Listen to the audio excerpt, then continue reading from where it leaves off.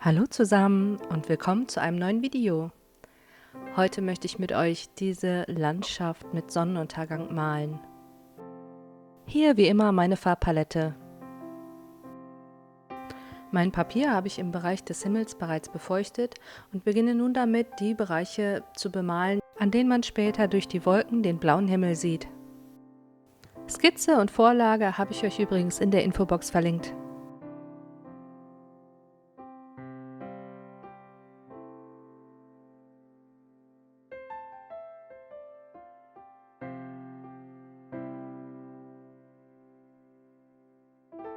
Ich drehe das Papier, damit das Pigment in die gewünschte Richtung fließt.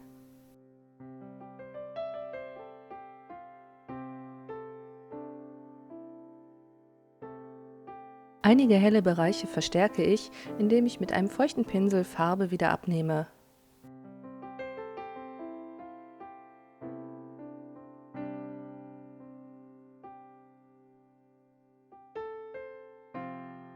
Damit wir später für unsere Sonnenstrahlen einen guten Kontrast erreichen, muss ich den Bereich hinter der Sonne relativ dunkel malen. Die Sonne selbst lasse ich frei. Ich beginne hier mit einer Schicht natürlichem Sienna.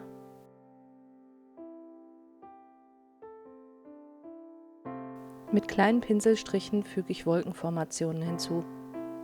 Das ist ein Mix aus Schattenviolett, Ultramarin und gebranntem Sienna.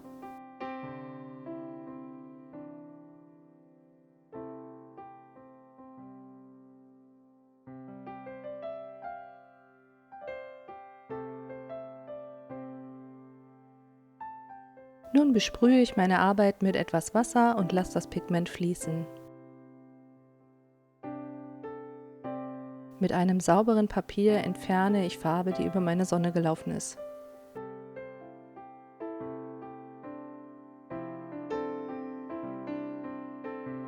Mit unterschiedlichen Mischungen der bereits genutzten Farben verdunkle ich den Bereich hinter der Sonne noch weiter.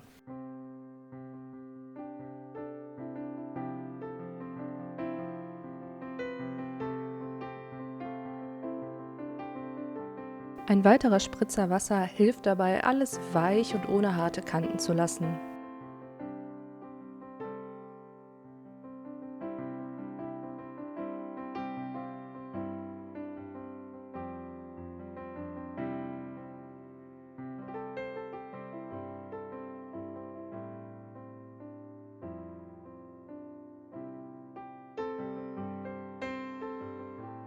Mit einem feuchten Pinsel ohne Farbe füge ich ein paar Wolkenstrukturen hinzu.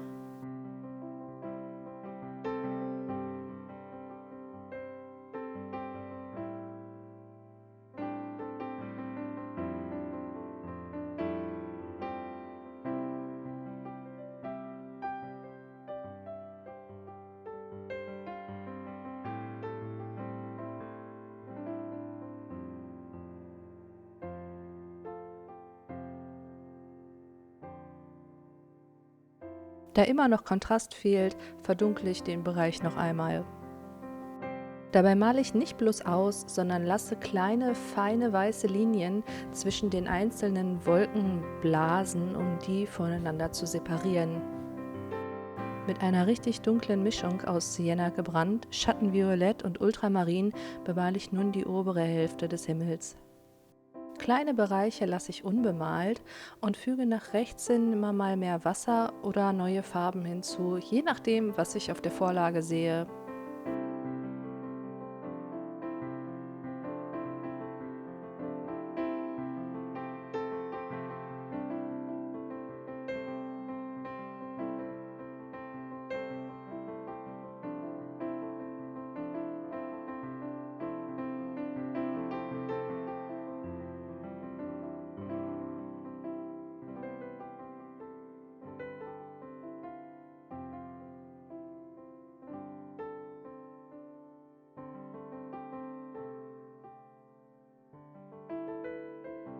Nun hat die Wolke unten genau den richtigen Trocknungsgrad, um mit einem sauberen, feuchten Tuch Sonnenstrahlen auszuwischen.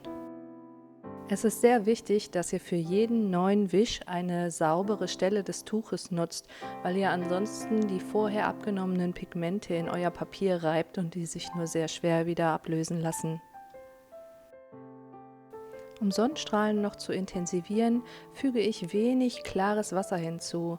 Vorsicht hier, zu viel Wasser macht eine Blume.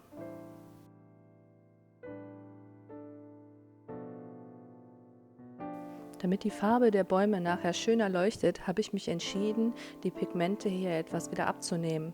Das ist deutlich einfacher, wenn das Papier noch nicht so trocken ist wie meines hier. Nun beginne ich damit, die Farbflächen für die Felder anzulegen. Ich nutze natürliches Sienna, wenig Gelb und ein bisschen Ultramarin.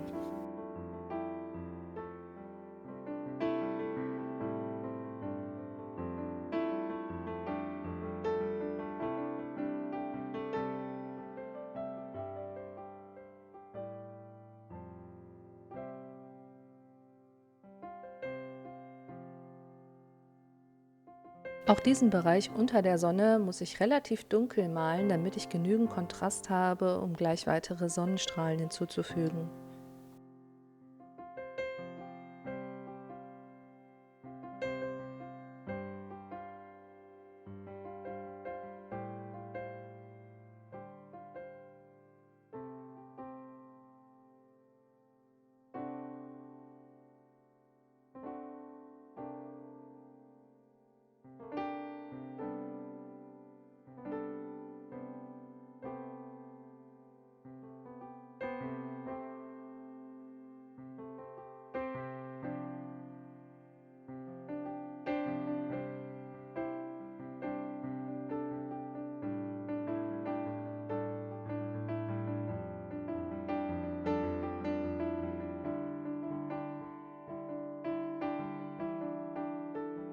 Genau wie eben streiche ich mit einem feuchten Tuch Sonnenstrahlen in die dunkle Fläche.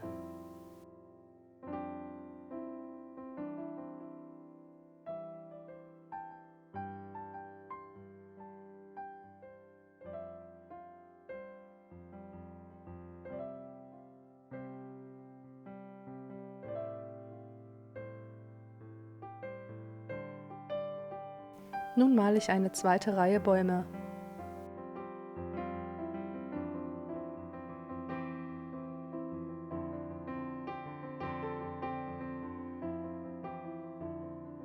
Ich verändere regelmäßig den Grünton, damit das Laub lebendig aussieht.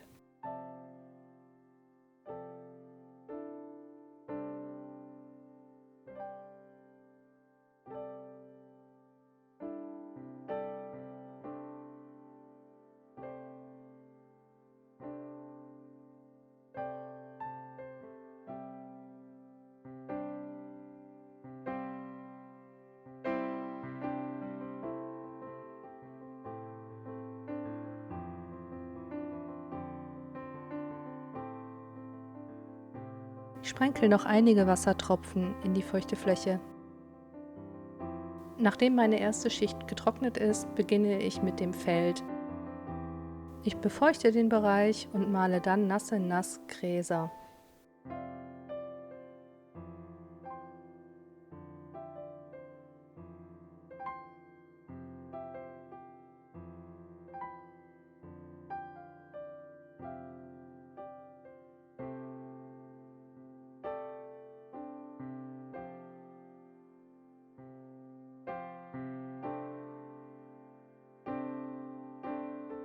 Ich verwende hierbei nur wenig Wasser, damit die Farbe nicht zu sehr verläuft.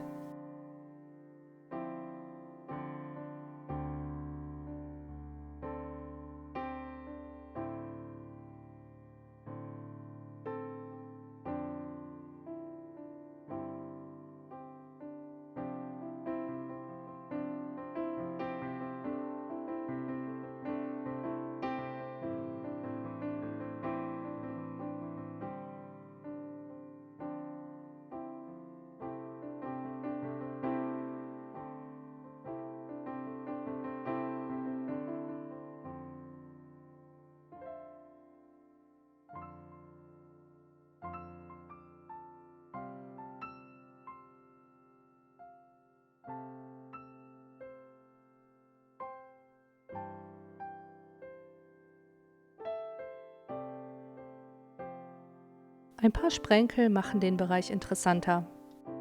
Dabei den Himmel gut abdecken, hier wollen wir keine Grünspritzer.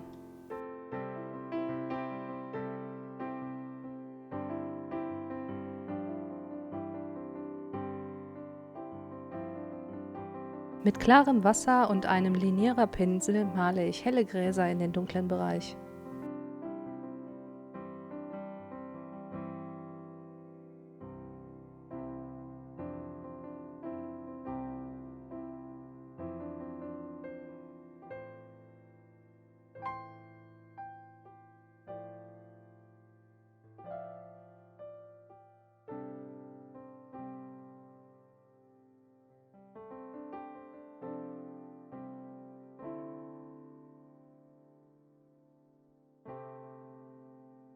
Jetzt bekommt der Baum eine Schicht Sienna gebrannt.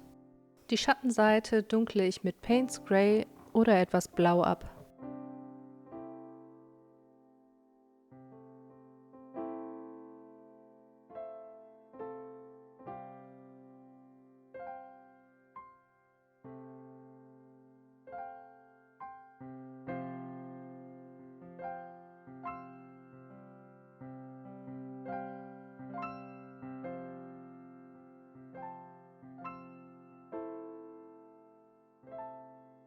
Einige Bereiche helle ich mit einem feuchten, sauberen Pinsel wieder auf.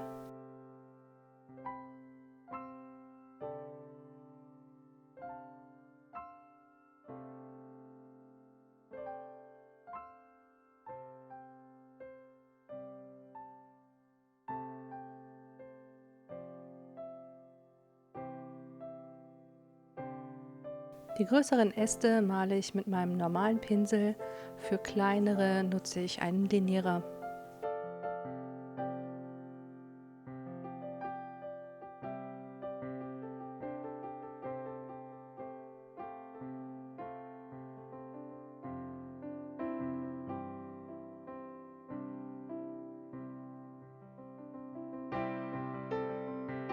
Die Äste werfen einen Schatten auf den Baumstamm.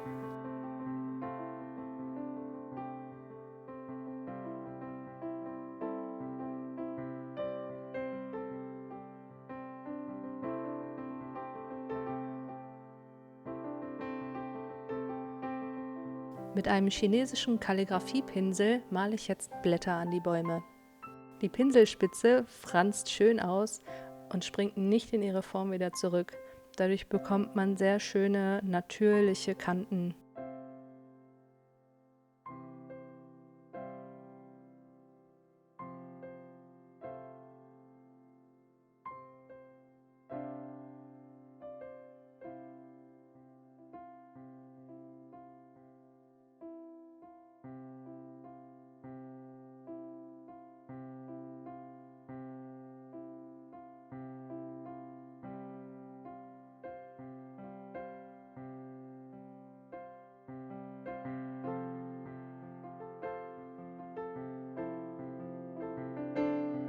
Zwischen dem Laub füge ich nun noch einzelne kleine Äste hinzu oder verdunkle vorhandene.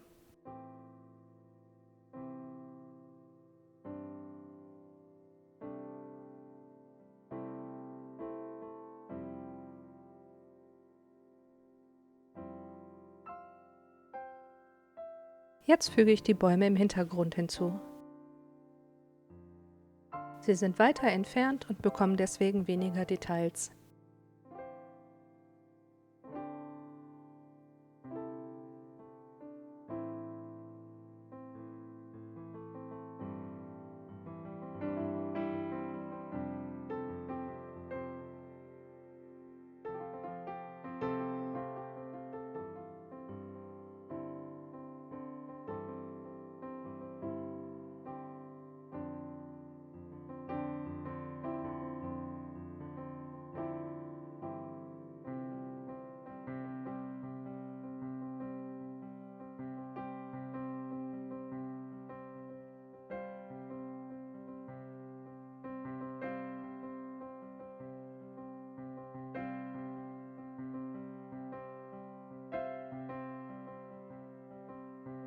Auf dem trockenen Feld male ich jetzt mit dem Pinsel noch ein paar Details.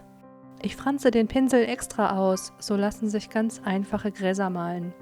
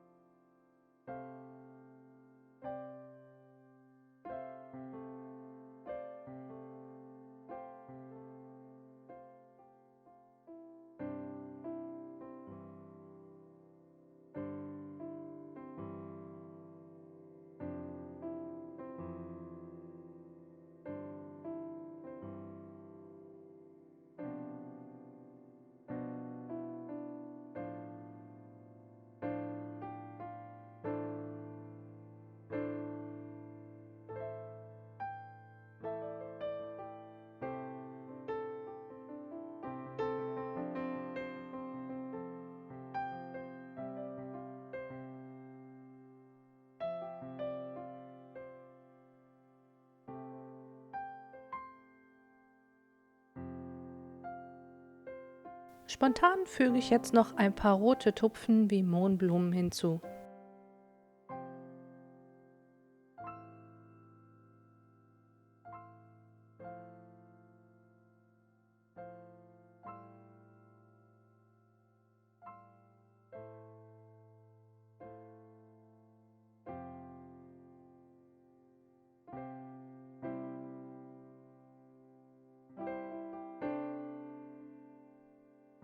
Zum Schluss noch kleine Highlights mit weißer Gouache.